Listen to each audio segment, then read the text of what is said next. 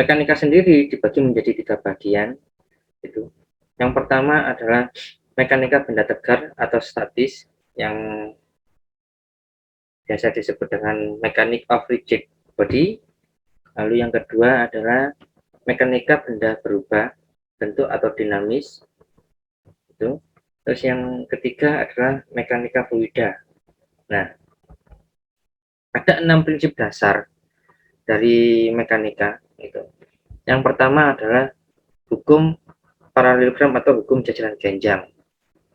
Nah, hukum jajaran genjang ini adalah dua buah gaya yang bereaksi pada suatu partikel dapat digantikan dengan satu gaya atau gaya resultan yang diperoleh dengan menggambarkan diagonal jajaran genjang pada sisi kedua gaya tersebut. Jadi jika ada dua gaya yang saling bekerja gitu ya. Nah, gaya tersebut akan mempunyai resultan atau mempunyai arah dengan cara menggambarkan diagonal jajaran genjang pada sisi kedua gaya itu. Gitu. Nanti selanjutnya nanti ada tak kasih contoh. Nah, terus yang kedua adalah hukum transmissibilitas atau hukum garis gaya. Nah, ini adalah kondisi keseimbangan atau gerak suatu benda tegar tidak akan berubah jika gaya yang bereaksi pada suatu titik diganti dengan gaya lain yang sama besar. Nah, yang sama besar dan arahnya tapi bereaksi pada titik berbeda asal masih dalam garis aksi yang sama. Lalu ada hukum Newton 1. Nah, ini tidak lepas ini.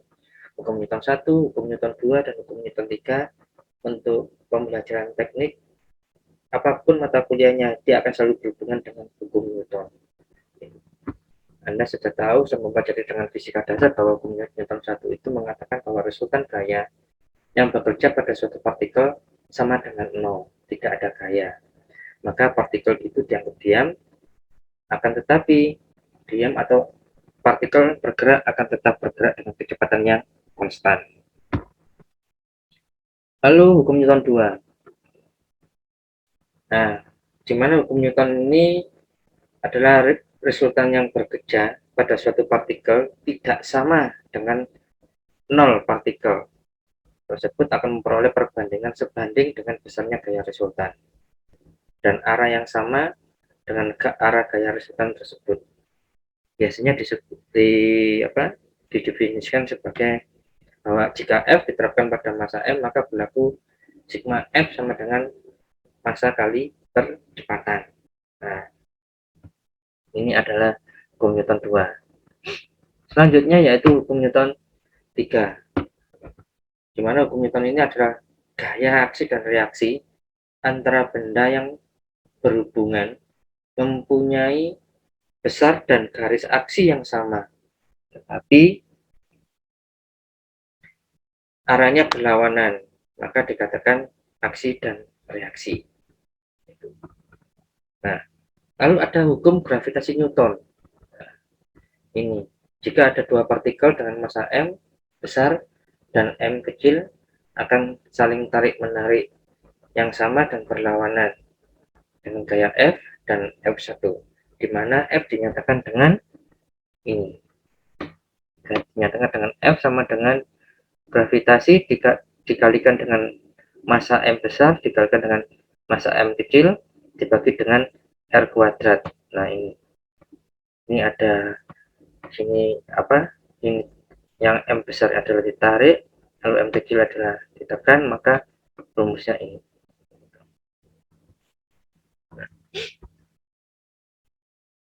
Sistem satuan yang biasa dipakai masih mengacu pada sistem internasional, gitu ya. Ada kecepatan, itu, ada gaya, ada momen, ada massa, ada panjang, ada daya, tekanan, ataupun yang lainnya. Itu semuanya mengacu pada sistem internasional.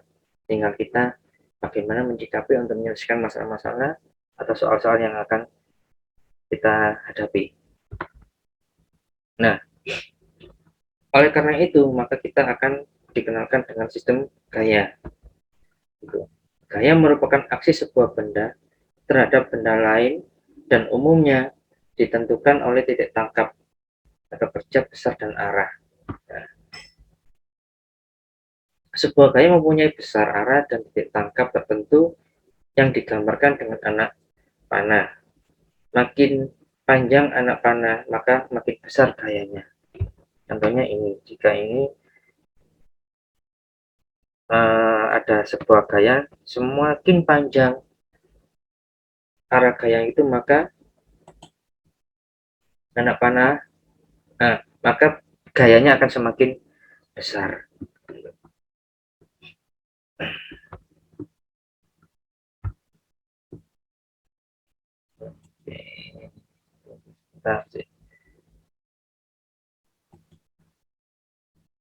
Ada yang masuk. Nah, ada jenis-jenis gaya, gitu ya.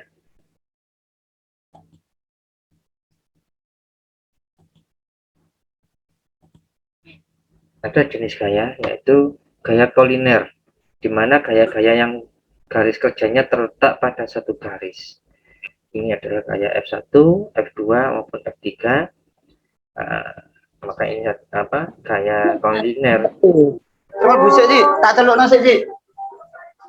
Gaya koliner merupakan gaya yang garis kerjanya terletak pada satu garis lurus. Ada gaya yang konkuren, gitu ya. Ada yang gaya konkuren. Nah, gaya konkuren yang ini adalah gaya yang garis kerjanya berpotongan pada satu titik. Saya tak celuk nanya sih. Seperti ini. Boleh. Seperti ini. Saya entar anak kuno be. Nah, ada gaya koplenar. Gaya koplenar merupakan gaya yang garis kerjanya terletak pada suatu bidang. Bidangnya apa saja, gitu. Entah itu bulat, entah itu datar, pokoknya terletak pada suatu bidang. Nah, lalu ada gaya couple. Nah, gaya couple. Jika gaya couple ini merupakan sepasang gaya yang sejajar, sama besar dan berlawanan arah, yang bekerja pada suatu batang ataupun benda, akan menimbulkan couple ataupun momen yang terjadi pada batang tersebut. Biasanya ditentukan pada M sama dengan F dikalikan dengan R, di mana F adalah gaya dan R adalah jarak antar gaya. Nah, ini contohnya. Jika saya punya gaya, arahnya ke sana, itu saya kasih nama A. Lalu saya punya gaya juga B, saya garis datar itu. Maka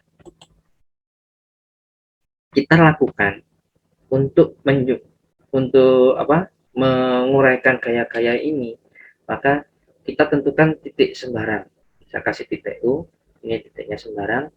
Lalu gaya A ini kita geser ke titik ini searah, gitu, dengan arah yang sama, gitu ya, dengan arah yang sama.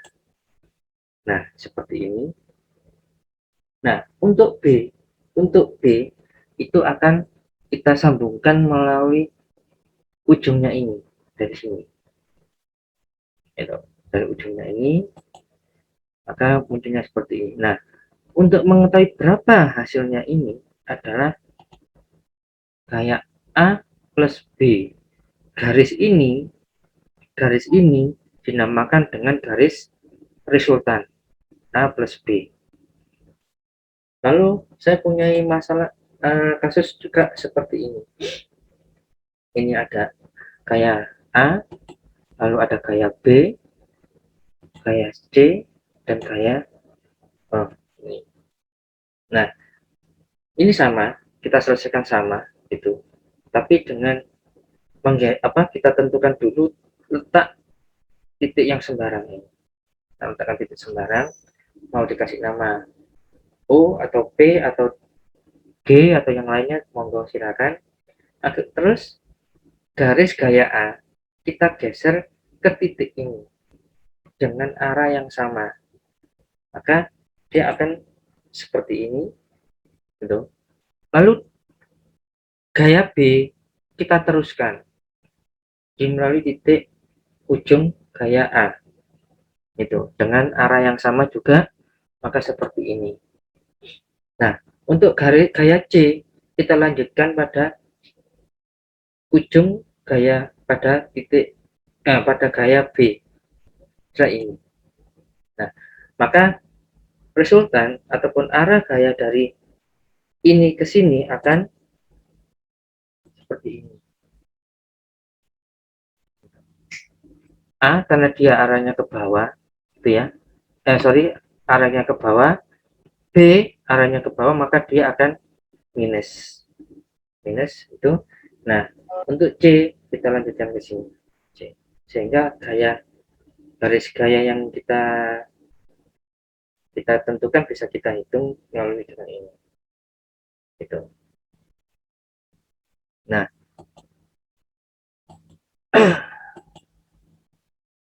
ini saya punya titik gaya A, itu sama, itu ya. Gaya B seperti ini, gaya C seperti ini, dan gaya D seperti ini. Ini sama aja kita selesaikan, gitu. Kita selesaikan sama dengan ini. Kita tentukan dulu titik A-nya. Titik A kita selesaikan, tentukan sembarang. Lalu kita geser gaya A, gitu, ke titik ini, gitu. Ke titik ini kita geser seperti ini, lalu kita teruskan ujung ini dengan gaya B seperti ini, itu. Lalu gaya C seperti ini, dan gaya D seperti ini. Maka resultan yang terjadi antara titik ini ke sini akan tertuju pada A plus B plus C min D. Tadi A plus B plus C lalu min D. Nah, jika saya punya satu bidang, gitu ya, saya kasih bidangnya bidang A, lalu ada gaya, kita kasih nama P1, lalu P2 seperti ini, maka ini akan muncul membentuk sudut derajat, gitu ya. Besarnya kita tentukan nanti dalam kasus soal, sehingga penyelesaiannya adalah garis P1 dan P2 kita uraikan membentuk jajaran genjang, itu membentuk jajaran genjang, sehingga ini akan memunculkan garis ini yang disebut dengan resultan. Garis ini biasanya disebut dengan resultan, sehingga penyelesaiannya adalah P1 ditambah P2 kuadrat P1 kuadrat ditambah P2 kuadrat ditambah 2 kali P1 dan P2 cos alfa. Nah, kenapa kok cos? Karena kita masih mengacu pada satu sumbu, yaitu sumbu mendatar ataupun sumbu horizontal. Nah, jika saya punya P1 berimpit dengan P2, maka cosnya adalah 0 sama dengan 1. Nah, kasusnya seperti ini. Nah, seperti dia dalam sebuah bidang itu, lalu P1 berimpit dengan P2 itu, maka cosnya adalah 0 sama dengan 1, sehingga resultannya adalah R sama dengan P1 tambah P2.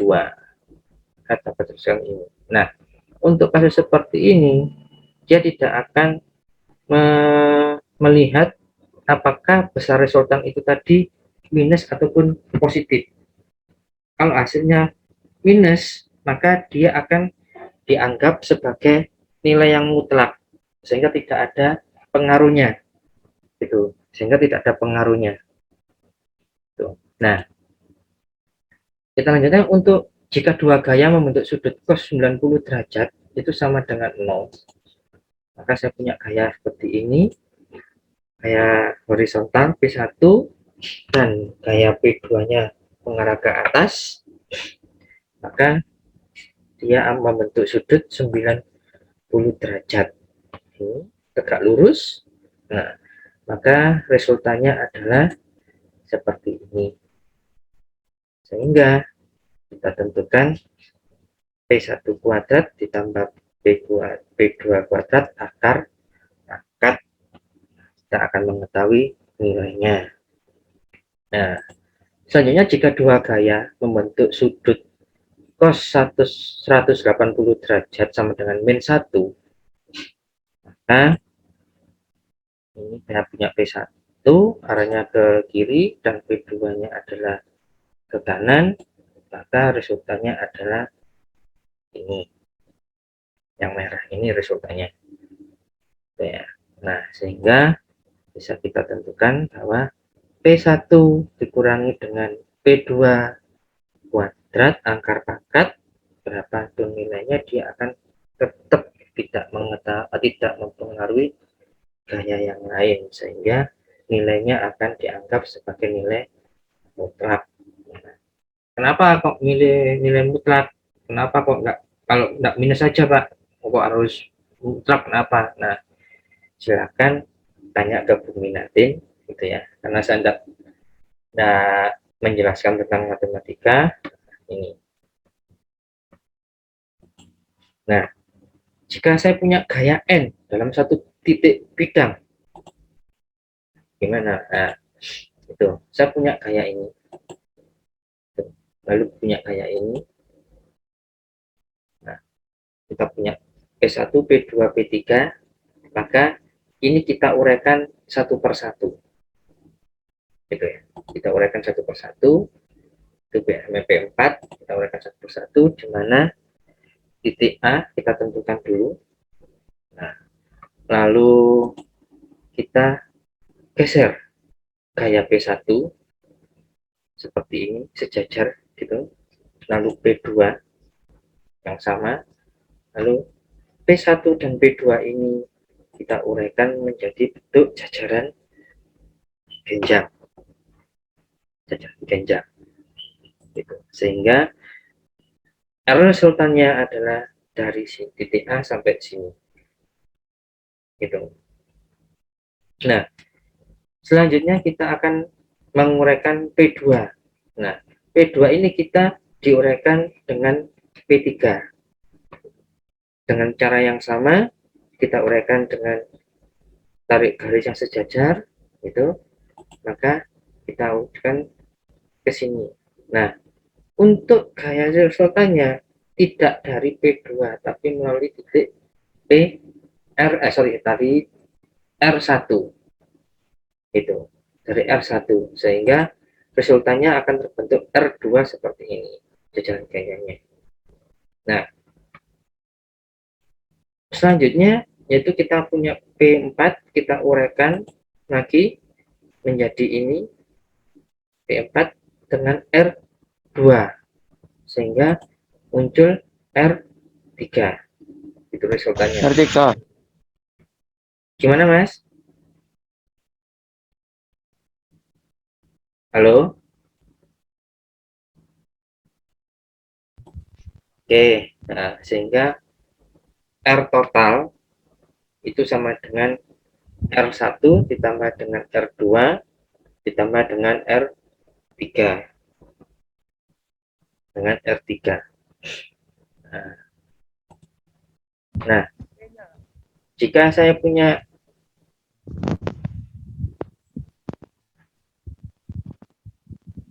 gaya sebidang dalam sumbu salib, sumbu X dan Y, gitu ya, sumbu X dan Y, maka yang harus kita ketahui adalah berapa gaya yang akan diuraikan. Tuh. Berapa gaya yang akan diuraikan. Terus yang kedua, kita gaya tersebut membentuk sudut derajat. masing-masing itu. Kalau P1 gaya P1 maka sudutnya juga alfa 1, P2 alfa 2, P3 alfa 3, P4 juga alfa 4. Nah, dan seterusnya. Sehingga akan diketahui titiknya. Kita buat titik pusatnya, titik tangkapnya itu. Titik tangkapnya di O, kita anggap ya O itu. Lalu caranya, semua gaya yang kita ketahui kita uraikan pada sumbu X dan Y. Itu sumbu X dan Y. Nah, lalu dengan catatan bahwa pada sumbu X, sumbu yang mendatar, itu sama dengan P1 cos alfa 1. Sedangkan yang sejajar dengan sumbu Y, maka P1 sin alfa 1, dan seterusnya. Itu. Dan seterusnya. Nah, jika ini sudah, maka semua gaya P cos alfa disusun menjadi ini. Rx sama dengan sigma P cos alfa yang sumbunya mendatar, dan semua gaya yang sejajar dengan sumbu Y itu disusun menjadi Ry sama dengan sigma P sin alfa. Sehingga jika kita punya resultannya akan bisa kita hitung. Itu pesannya resultan. Tuh. Nah, resultannya bisa kita hitung dengan ini Rx kuadrat ditambah dengan Ry kuadrat akar pangkat.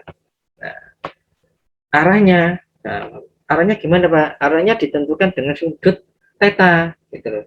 Jika Ry kita ketahui dan Rx sudah kita ketahui, maka resultannya yang akan terjadi dengan membentuk sudut theta itu adalah Ry. Jadi ini jumlah R yang sejajar dengan sumbu X dibagi menjadi Rx dengan Rx yang sejajar dengan sumbu X.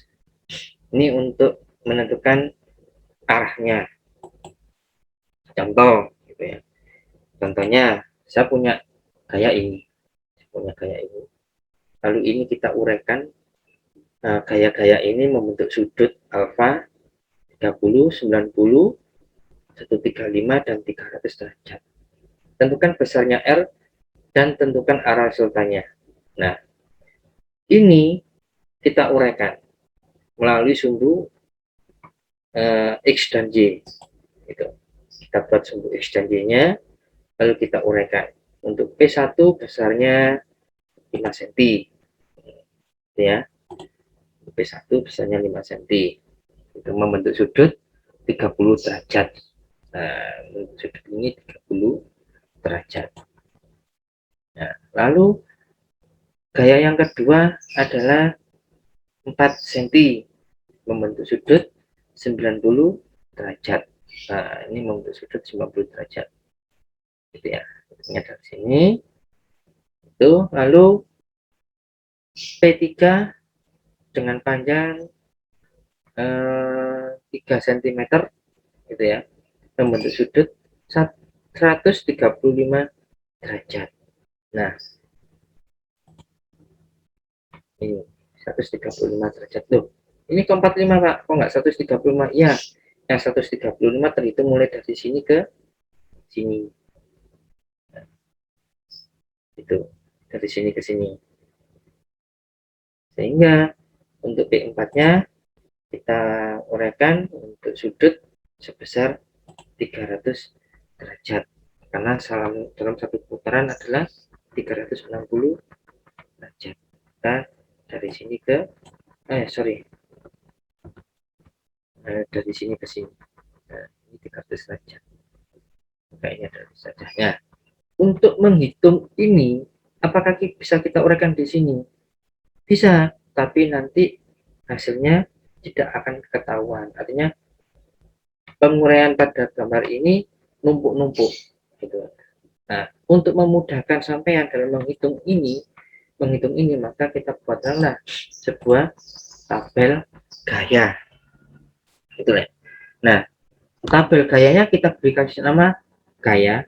Nama gaya yang tadi ada P1, P2 dan seterusnya. Lalu besarnya gaya tadi ada 5, 4, 3 dan 8 cm. Lalu membentuk sudut alfa. Nah, membentuk sudut alfa yaitu 30 derajat, 30 derajat, 90 derajat, 135 derajat, dan 300 derajat. Maka dengan rumus yang ada, Rx sama dengan P cos alfa. P cos alfa ini kita uraikan melalui gaya yang sejajar dengan sumbu X. Sejajar dengan sumbu X. Maka P 5 dikalikan dengan cos 30, maka ketemunya ini. Itu ya. Ketemunya ini. Lalu P2 kita kalikan P cos alfa. Cosnya 90. Nah, cos 90 berapa? Kita hitung. Dikalikan 4, ketemunya ini. Lalu P3 sebesar 3 cm dengan sudut 135 derajat, maka hasilnya ini. Nah, ini kita hitung semuanya. Setelah kita hitung, maka kita jumlahkan. Mulai dari P1 ditambah P2 ditambah P3 ditambah P4 kita jumlahkan, maka ketemu sigma Rx. Ini ya, sigma Rx. Sigma Rx ini ketemu 6,209. Nah, setelah ini selesai, maka kita uraikan gaya yang sejajar dengan sumbu Y itu, yaitu dengan Rj sama dengan P sin alfa. Kita uraikan satu-satu. 5 kalikan sin 30 derajat berapa? Setengah. 5 kali setengah sama dengan 2,5. Itu ya. Lalu 4 sin 90 derajat. Karena sin 90 derajat adalah 1, maka hasilnya tetap 4. Ini ketemunya ini ketemunya ini. Nah, setelah P1 Rj sama dengan P sin alfa dari masing-masing gaya sudah diuraikan, maka kita jumlahkan P1, P2, P3, dan P4 terhadap sumbu Y. Maka ketemu sigma Rj sama dengan 1,693.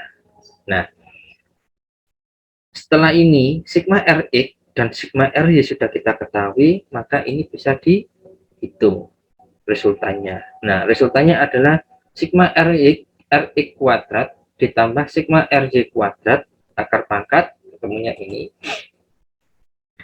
6,209 kuadrat tambah 1,693 kuadrat, maka ketemunya ini, lalu akar pangkat sama dengan ini. Ini adalah resultannya, gitu ya, resultannya. Nah, arahnya gimana Pak? Arahnya, maka akan kita tahu tadi rumusnya apa?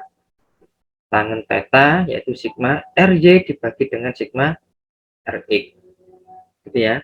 Nah, sigma Rj dibagi dengan sigma Rx, maka ketemunya adalah 1,693 dibagi 6,209, ketemunya ini.